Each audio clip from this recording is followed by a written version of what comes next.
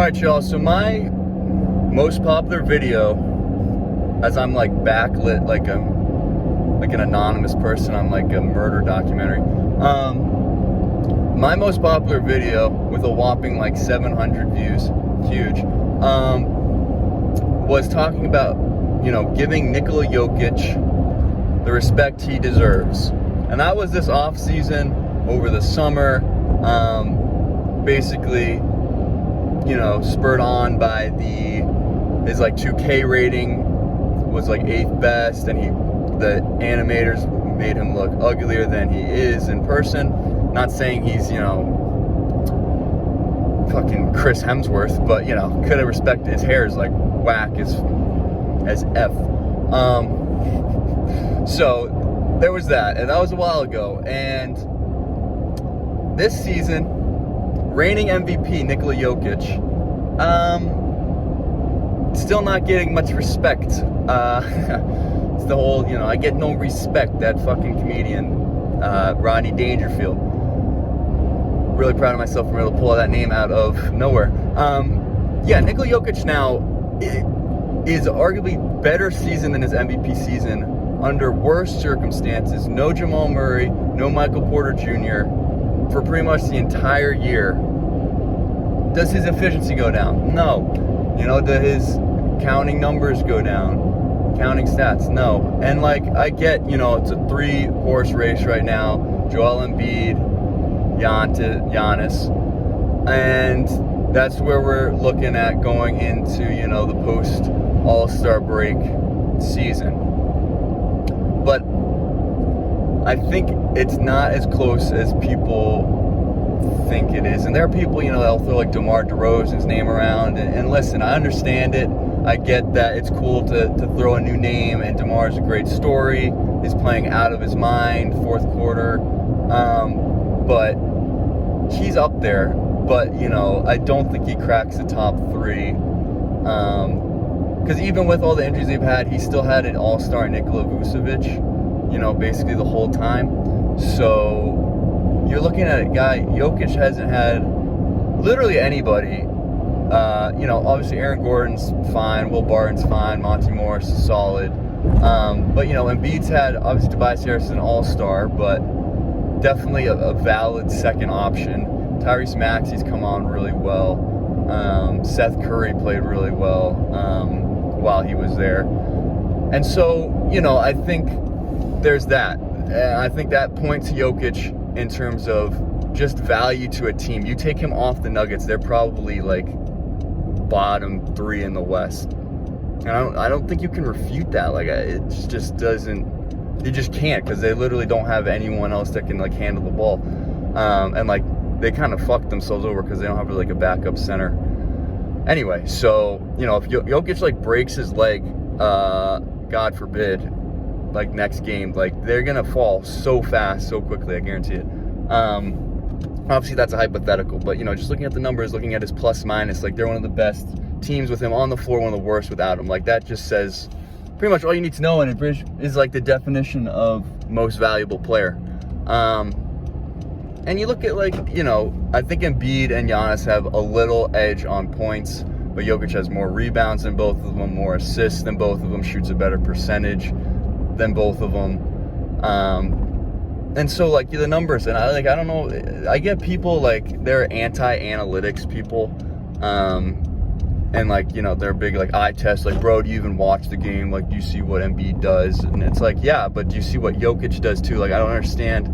He might not dunk on anybody. He's not going to send anyone to the floor, in and out, crossover, spin move, fadeaway jumper.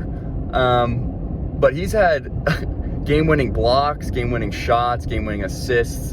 Some of the stuff he's done in transition is crazy, threading needles through defenders on the move, passing out of the post, hitting clutch threes. I don't know what more this guy has to do for people to respect him as one of the best in the league. I get Nick Wright, who, even to validate him as someone who has valid opinions on anything.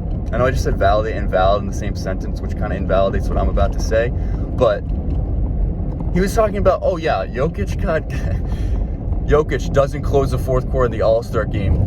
Jokic gets cooked by Joel Embiid in the All-Star game.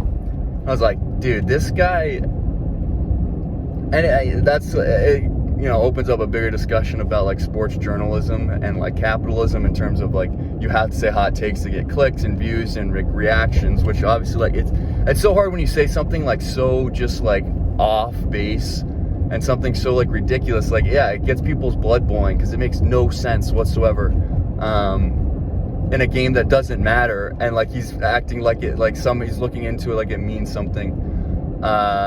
So I don't know. And if you look at like Jokic's numbers versus Sixers and Embiid's numbers, like it's not like Embiid has dropped 40 on him or something like that. Like it doesn't make any sense. And he's not a defensive liability. I think that was something that, his MVP season, you look at, he's not like, top in the league in defense. And now he is, like, he dead ass, you look at defensive win shares, defensive, box score, plus minus, all that kind of stuff. He's critically important defensively to that team as well. And again, like, they don't really have a backup center. Now, maybe DeMarcus Cousins can fill that void. But it's been mostly on him to run the offense and anchor the defense. And you cannot tell me, like, Embiid does the same thing, but he doesn't do it quite as well. And he has, Jokic has played more games than Embiid too. If you need, like, it seems like any tiebreaker you can bring up almost always goes to Jokic. And obviously Giannis is having a great season as well. I just think, in terms of, like, he does it most, but he has more help than Embiid does in terms of having two All-Stars in Middleton and Holiday. I think Holiday made an All-Star team at one point. I'm assuming he did. So that's the only thing to Giannis, and they obviously need him too because I don't think they have a great record without him. But at the end of the day, if everything stays as is and everyone, barring injury, because the other thing Nick Wright said was basically last year Jokic won an MVP in a weak season, and it's true. People got hurt. LeBron got hurt. Harden got hurt. And no one was going to give Giannis like the three-peat. So that is true, but I don't think that ever took it away from Jokic. Like, even if Harden continued, even if LeBron continued, like, I think it was still Jokic's to lose, and he never slipped up. And like, that's the thing this year too, never slipped up.